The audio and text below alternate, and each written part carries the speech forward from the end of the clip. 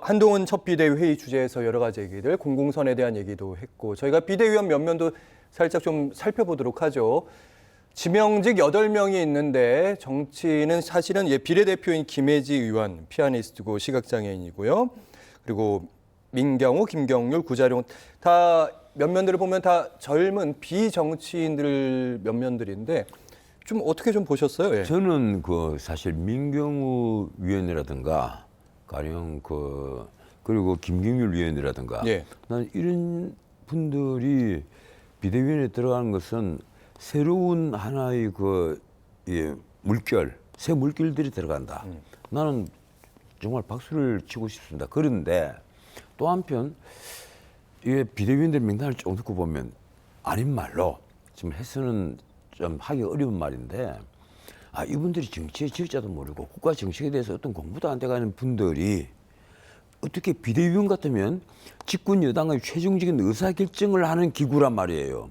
그런데 비대위원이 돼서 특히 21살 먹은 청년운동가가 비대위원이 돼서 이 친구가 뭘 할까?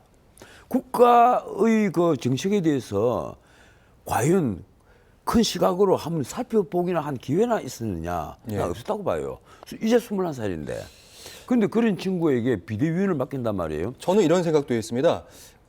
이준석 전 대표가 이 비대위를 통해서 스타가 됐듯이. 26살이었습니다, 예. 그때. 그때 제가 똑같은 얘기를 했어요. 똑같은 얘기를. 예, 어쨌든 지금 이준석 전 대표는 정치적인 스펙은 쌓았다, 정치적인 실력은 쌓았다 이런 공통된 평가는 있고, 근데 중심 인물 중에 좀 그때 당시 김종인, 이상돈 같은 그런 중심을 잡아줄 만한 인물이 좀 없는 측면은 좀 아쉽다 이 정도 얘기는 있더라고요. 예.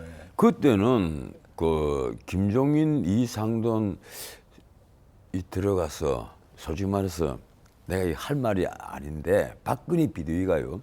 박 대통령이 아니었다 하면 굉장히 위험했을 비대위예요. 나중에는 성공을 했다 이러지만 예. 그 비대위가 들어가서 푸른 색깔을 빨간 색깔로 바꿔버리고 당의 정체성을 흔들어버린 겁니다. 당의 보수 정체성을 완전히 흔들어버렸어요. 경제민주화를 찾으면서. 나중에 물론 박 대통령이 대통령 선거 직전에 경제민주화를 포기를 했잖아요. 예. 그랬으니까 천만다행인데 문제는 이번의 경우에도 마찬가지예요. 한동훈 위원장이 다행히 이게 공동선 혹은 공공선 파블릭 굿이든 카문 굿이든 그걸 얘기를 하면서 우리 보수의 정체성에 맞는 발언을 참 많이 하는 편입니다. 그래서 나는 어느 정도는 안심을 하고 있는데 그 밑에 있는 비대위원들을 쭉 보니까 차라리 민경우 위원이나 이 김경률 위원처럼 과거 비판적인 좌파 입장, 진보적인 입장에서 넘어온 분들은 차라리 괜찮아요.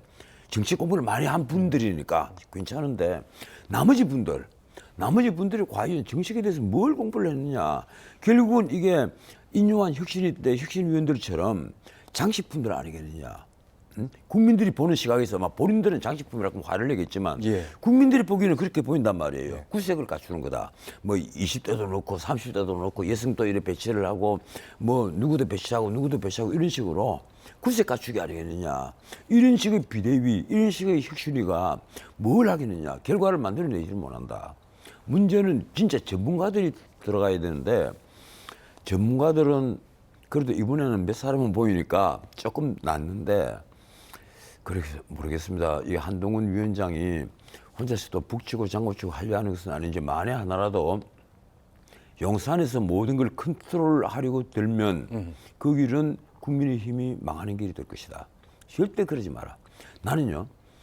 내가 다른 방송에서 이 말을 했는데 윤 대통령이 정말 기회를 한번 놓쳤어요.